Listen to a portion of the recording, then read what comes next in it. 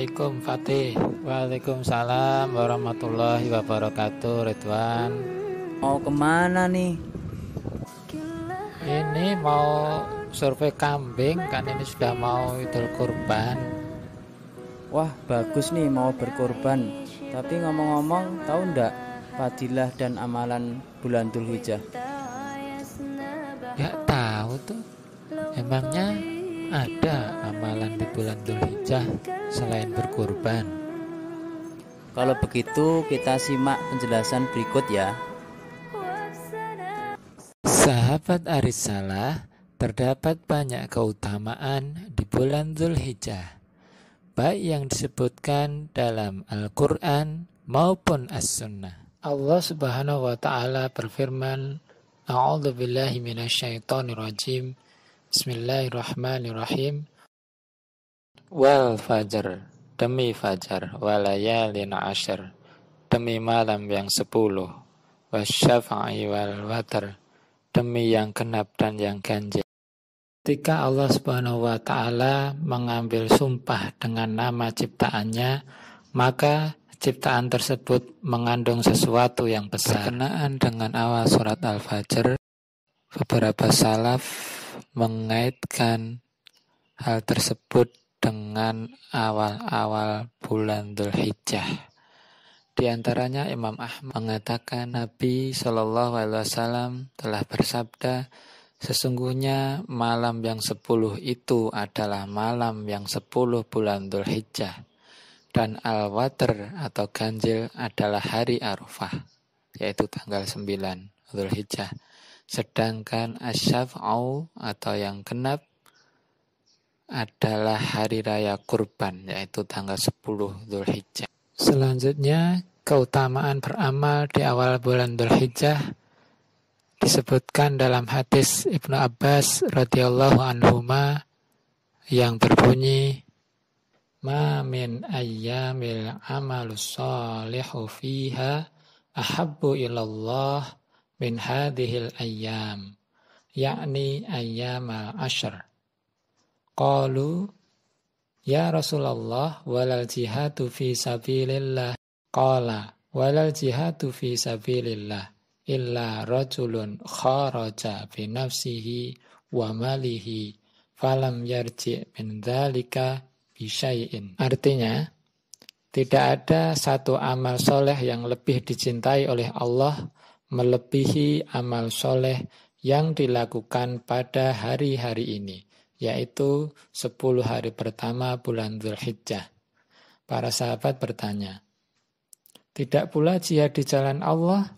Nabi Shallallahu Alaihi Wasallam bersabda, tidak pula jihad di jalan Allah, kecuali orang yang berangkat jihad dengan jiwa dan hartanya, namun tidak ada yang kembali satupun, atau dia mati syahid.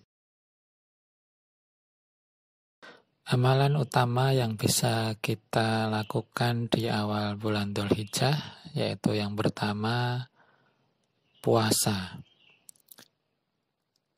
Disunahkan untuk memperbanyak puasa dari tanggal 1 hingga 9 Dzulhijjah. Atau kita bisa puasa Senin Kemis yang ada di antara tanggal 1 dan 9 Dzulhijjah. Atau minimal kita mengamalkan puasa hari Arafah yaitu tanggal 9 Dzulhijjah. Karena berdasarkan hadis riwayat Muslim, Rasulullah Shallallahu Alaihi Wasallam bersabda, puasa Arafah yaitu tanggal 9 Dzulhijjah dapat menghapuskan dosa setahun yang lalu dan setahun yang akan datang. Puasa Asyura yaitu 10 Muharram akan menghapuskan dosa setahun yang lalu. Berdasarkan hadis tersebut bahwa puasa Arafah lebih utama daripada puasa Asyura. Di antara alasannya yaitu puasa Asyura berasal dari Nabi Musa alaihissalam, sedangkan puasa Arafah dari Rasulullah Shallallahu Alaihi Wasallam. Wallahu a'lam bishawab. Yang kedua, takbir dan zikir.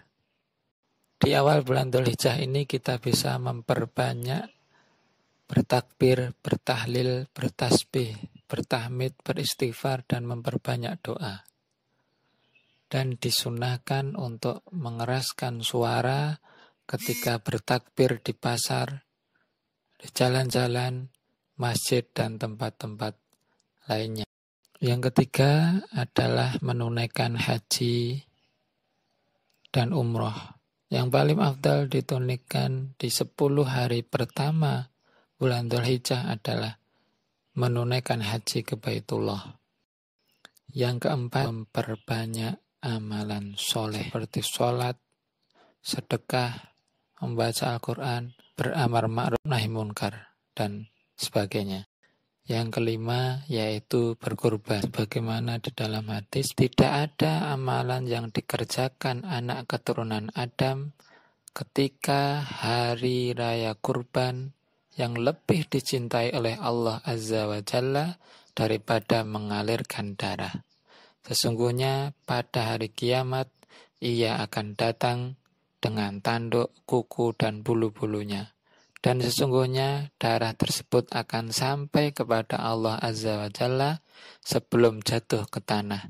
Maka berbaguslah jiwa kalian dengannya. Yang menarik dalam hadis ini adalah disebutkan tanduk, kuku, dan bulu akan datang pula pada hari kiamat. Tanduk, kuku, dan bulu adalah bagian yang tidak bisa dimanfaatkan saat hari raya kurban. Itu saja diperhitungkan, disebutkan akan datang pada hari kiamat. Apalagi bagian dari hewan kurban yang bisa dimanfaatkan. Tentu itu akan lebih diperhitungkan. Dan darahnya akan sampai kepada Allah Azza wa Jalla sebelum jatuh ke tanah. Wallahu a'lam bishawab. Allahumma syur